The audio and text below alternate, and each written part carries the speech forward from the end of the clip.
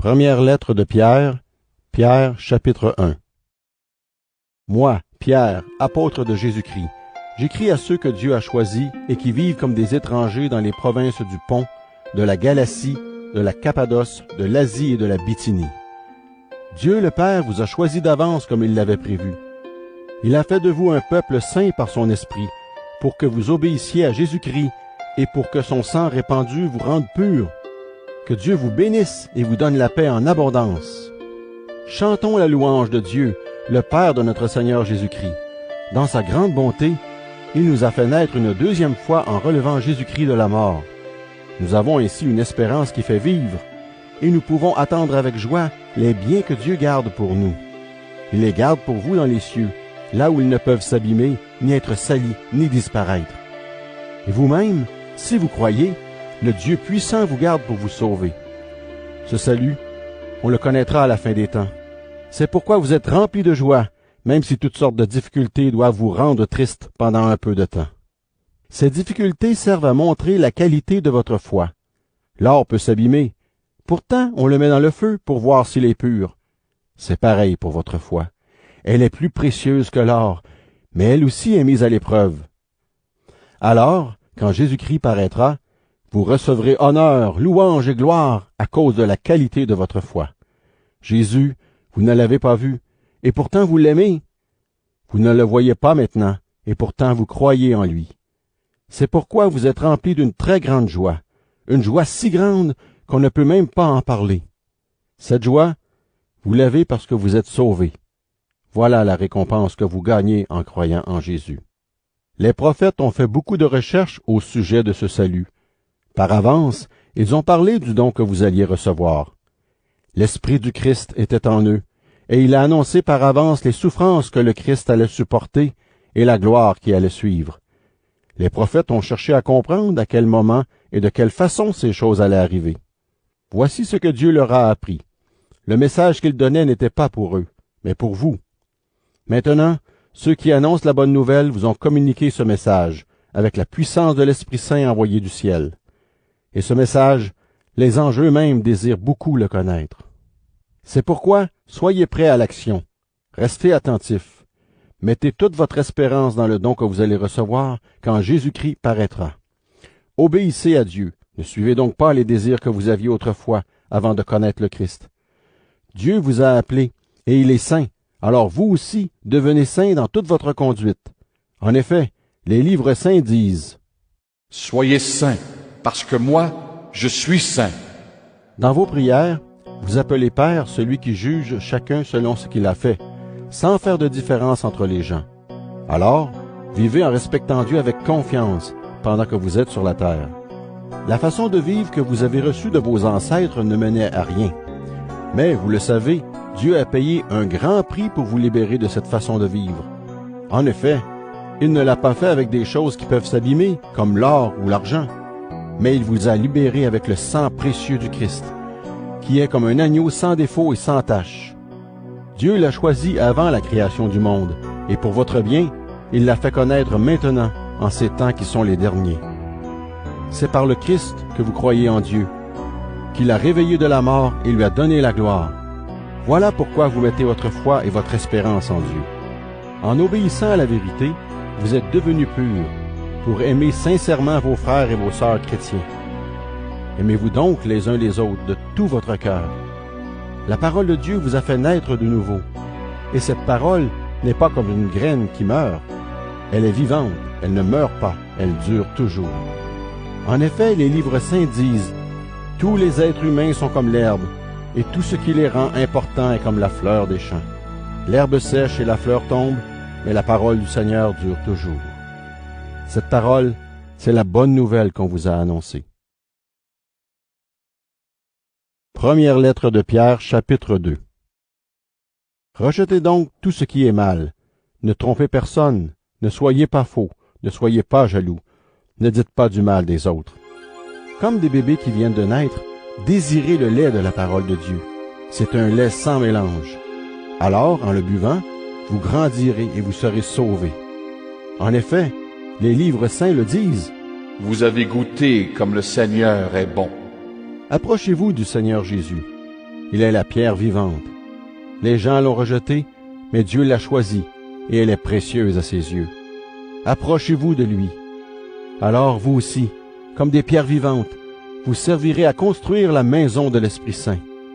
Vous formerez une communauté de prêtres saints pour offrir des sacrifices selon l'Esprit de Dieu, et Dieu les acceptera à cause de Jésus-Christ. En effet, les livres saints disent de la part de Dieu, « Regardez, j'ai choisi une pierre précieuse, et je la pose dans la ville de Sion comme pierre principale. Celui qui s'appuie sur elle ne sera pas déçu. » Pour vous qui croyez, cette pierre vous donne de l'honneur. Mais pour ceux qui ne croient pas, la pierre que les constructeurs ont rejetée est devenue la pierre principale de la maison. Et ailleurs ils disent, c'est une pierre qui fait perdre l'équilibre, un rocher qui fait tomber. Les gens se cognent contre elle parce qu'ils refusent de croire à la parole de Dieu, et c'est cela qui devait leur arriver. Mais vous, vous êtes la race choisie, la communauté des prêtres du roi, la nation sainte. Vous êtes le peuple que Dieu a choisi pour annoncer les grandes choses qu'il a faites. Il vous a appelé à sortir de la nuit pour vous conduire vers sa lumière magnifique. Autrefois, vous n'étiez pas le peuple de Dieu, mais maintenant, vous êtes son peuple. Autrefois, Dieu n'avait pas pitié de vous, mais maintenant, il a pitié de vous. Amis très chers, vous êtes des gens de passage et des étrangers sur cette terre. C'est pourquoi je vous le demande, ne suivez pas les désirs mauvais qui luttent contre vous. Au milieu de ceux qui ne connaissent pas Dieu, ayez une belle conduite. Alors, s'ils vous accusent faussement de faire le mal, ils verront vos bonnes actions, et ainsi, le jour où Dieu viendra, ils lui rendront gloire. Obéissez aux autorités à cause du Seigneur, au roi, parce qu'il est le chef de tous, et aussi au gouverneur. Le roi les envoie pour punir ceux qui font le mal et féliciter ceux qui font le bien. Dieu veut ceci, par vos bonnes actions, fermez la bouche aux gens stupides et ignorants. Conduisez-vous comme des personnes libres, mais votre liberté ne doit pas devenir comme une couverture pour cacher des actes mauvais. Conduisez-vous plutôt comme des serviteurs de Dieu. Ayez du respect pour tout le monde. Aimez vos frères et vos sœurs chrétiens. Honorez Dieu, respectez le roi. Vous, les serviteurs, obéissez à vos patrons avec respect. Obéissez non seulement aux patrons qui sont bons et aimables, mais aussi à ceux qui sont difficiles. Vous supportez peut-être des souffrances que vous ne méritez pas, et cela parce que vous voulez rester fidèle à Dieu. Eh bien, c'est une belle chose. En effet, si vous avez fait le mal, quel mérite avez-vous à supporter les coups? Mais si vous souffrez avec patience quand vous avez fait le bien, c'est une belle chose devant Dieu. Oui, c'est à cela que Dieu vous a appelé. Le Christ aussi a souffert pour vous. Il vous a montré le chemin pour que vous suiviez ses traces. Lui, il n'a pas fait le mal. Il n'a jamais trompé personne. Lui, quand on l'a insulté, il n'a pas rendu l'insulte. Quand il a souffert, il n'a menacé personne, mais il a mis sa confiance en Dieu qui juge avec justice. Sur le bois de la croix, il a porté lui-même nos péchés dans son corps. C'est pourquoi nous avons cessé de vivre pour le péché et nous pouvons mener une vie qui plaît à Dieu. C'est par ses blessures qu'il vous a guéris. Oui, vous étiez comme des moutons perdus. Mais maintenant, vous êtes revenus vers le berger qui protège vos vies. Première lettre de Pierre, chapitre 3. De façon semblable, vous, les femmes, obéissez à votre mari. Alors, même si votre mari ne croit pas à la parole de Dieu, il sera gagné à la foi par votre conduite, et cela sans parole. En effet, il verra combien votre vie est pure et pleine de respect. Votre beauté ne doit pas être extérieure, coiffure compliquée, bijoux en or, robe trop élégante. Elle doit être cachée à l'intérieur de vous-même. Un cœur doux et calme, voilà la beauté qui a beaucoup de valeur pour Dieu, et elle ne disparaît pas. Autrefois, les femmes croyantes qui espéraient en Dieu avaient cette beauté-là, parce qu'elles obéissaient à leur mari. Par exemple, Sarah obéissait à Abraham, et elle l'appelait « mon maître ». Maintenant, vous êtes ses filles, si vous faites le bien, sans vous laisser troubler par aucune peur. Et vous, les maris, prenez soin de votre femme dans la vie commune. Les femmes sont plus fragiles, vous devez en tenir compte. Traitez-les avec respect, puisque comme vous, elles recevront le don de la vraie vie. Si vous faites cela, Rien ne vous arrêtera dans vos prières. Enfin, ayez tous les mêmes pensées et les mêmes sentiments. Aimez-vous comme des frères et des sœurs. Soyez bons et faites-vous petits les uns devant les autres. Ne rendez pas le mal pour le mal, ne rendez pas l'insulte pour l'insulte. Au contraire, répondez « Que Dieu te bénisse ». En effet, quand Dieu vous a appelé, c'était pour vous donner une bénédiction. Les livres saints disent « Est-ce que tu veux avoir une vie agréable et connaître des jours heureux? Alors ne dis pas de mal des autres. Évite les mensonges. Fuis le mal et fais le bien. Recherche la paix et poursuis-la. Oui, les yeux du Seigneur se tournent vers ceux qui lui obéissent. Ses oreilles entendent leurs cris, mais il s'oppose à ceux qui font le mal. Si vous cherchez à faire le bien de tout votre cœur, qui vous fera du mal? Et puis, si un jour vous souffrez parce que vous faites le bien, quel bonheur pour vous! N'ayez pas peur des gens et ne vous laissez pas troubler. Mais reconnaissez dans vos cœurs que le Christ seul est saint. Il est votre Seigneur. Quand on vous demande pourquoi vous espérez, soyez toujours prêt à donner des explications. Mais faites-le avec douceur et respect, avec une conscience pure. Alors, quand des gens vous accusent faussement sur un point, quand ils vous insultent parce que vous vous conduisez en chrétien, ils seront couverts de honte. Oui, il vaut mieux souffrir en faisant le bien, si Dieu veut cela, plutôt que de souffrir en faisant le mal. En effet, le Christ lui-même est mort une fois pour toutes pour les péchés des êtres humains. Lui qui était innocent, il est mort pour des coupables, afin de vous conduire à Dieu. Lui, il a été tué dans son corps, mais l'Esprit Saint lui a rendu la vie. Alors il est allé annoncer la bonne nouvelle aux morts qui étaient en prison. Ces morts sont ceux qui ont désobéi à Dieu autrefois, quand Dieu faisait durer sa patience. C'était au moment où Noé construisait son bateau. Peu de personnes, 8 en tout, sont entrées dans ce bateau et ont été sauvées à travers l'eau. C'est une image du baptême qui vous sauve aujourd'hui, vous aussi. Le sens du baptême n'est pas d'enlever les saletés du corps, mais de répondre à l'appel de Dieu avec une conscience pure. Le baptême vous sauve, parce que Jésus-Christ s'est levé de la mort. Il est monté au ciel, il est à la droite de Dieu. Maintenant, les anges et les esprits qui ont du pouvoir et de la puissance sont sous son autorité. Première lettre de Pierre, chapitre 4. Le Christ a souffert dans son corps. Alors, vous aussi, soyez sûrs d'une chose. Le chrétien qui souffre dans son corps a laissé le péché. Pour vous, cette pensée doit être une arme de combat. Pendant le temps qui vous reste à vivre sur la terre, ne suivez pas les mauvais désirs humains, mais suivez la volonté de Dieu. Oui, autrefois, vous avez trop souvent voulu faire comme ceux qui ne connaissent pas Dieu. Vous vous conduisiez n'importe comment.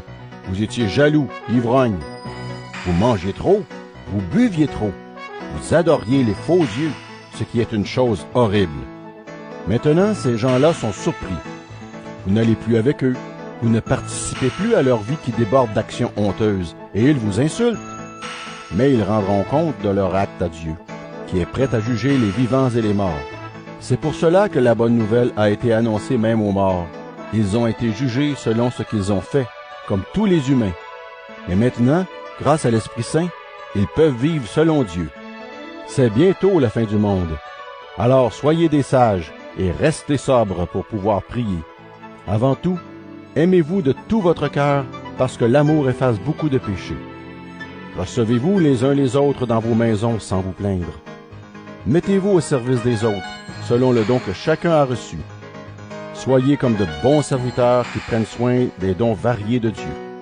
Celui qui parle doit être le porte-parole de Dieu. Celui qui sert doit servir avec la force que Dieu donne. Alors, tous rendront gloire à Dieu en toutes choses par Jésus-Christ.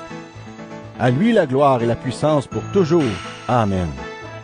Amis très chers, vous êtes dans le feu de la souffrance. Ne soyez pas surpris, ce n'est pas étonnant. Ce feu va montrer ce que vous valez. Si vraiment vous participez aux souffrances du Christ, soyez joyeux. Alors, quand vous verrez sa gloire, vous serez également heureux et plein de joie. Si on vous insulte parce que vous êtes disciple du Christ, quel bonheur pour vous! L'Esprit de Dieu, l'Esprit glorieux est sur vous. Parmi vous, si quelqu'un souffre, il ne faut pas que cela lui arrive parce qu'il a tué, parce qu'il a volé, parce qu'il a fait le mal, ou parce qu'il a semé le désordre. Mais s'il souffre parce qu'il est chrétien, il ne doit pas avoir honte, et doit plutôt remercier Dieu de pouvoir porter le nom du Christ. Oui, c'est le début du jugement, et il commence par la famille de Dieu. S'il commence par nous, qu'est-ce qui va arriver à la fin à ceux qui ne veulent pas croire à la bonne nouvelle de Dieu? Les livres saints disent: C'est déjà difficile pour des gens qui font le bien d'être sauvés. Alors, les gens mauvais et les pécheurs, qu'est-ce qu'ils vont devenir? Ainsi, ceux qui souffrent en faisant ce que Dieu veut doivent se confier à leur Créateur, qui est fidèle, et continuer à faire le bien. Première lettre de Pierre, chapitre 5. Maintenant, je parle aux anciens qui sont au milieu de vous. Moi, je suis ancien comme vous. J'ai été témoin des souffrances du Christ, et je dois participer à la gloire qui va paraître. Prenez soin du troupeau que Dieu vous a confié. Ne faites pas cela par devoir, mais de bon cœur, comme Dieu le désire. Agissez non pour gagner de l'argent, mais par amour. Avec ceux que Dieu vous a confiés, ne soyez pas des chefs durs, mais devenez les modèles du troupeau. Ainsi, quand le chef des bergers viendra, vous recevrez pour toujours une récompense pleine de gloire. Vous, les jeunes, obéissez aux anciens. Et vous tous, faites-vous petits les uns devant les autres. Les livres saints disent: Dieu résiste aux orgueilleux, mais il est bon pour les petits. Faites-vous petits sous la main puissante de Dieu, pour qu'il vous honore quand le moment sera venu. Mettez tous vos soucis dans la main de Dieu, parce qu'il prend soin de vous. Soyez sobres, restez éveillés. Votre ennemi, l'esprit du mal, est comme le lion qui rugit. Il va partout et cherche quelqu'un à dévorer. Résistez-lui en restant solide dans la foi. Vous le savez, dans le monde entier, vos frères et sœurs chrétiens souffrent comme vous. Vos souffrances vont durer un certain temps. Mais Dieu, qui nous aime tant, vous a appelés à participer à sa gloire sans fin, en étant unis au Christ. Alors il va vous rendre parfaits, solides et forts, et on ne pourra plus vous faire tomber. À lui la puissance pour toujours. Amen. Je vous écris ces quelques mots par Silas. Pour moi, c'est un frère fidèle.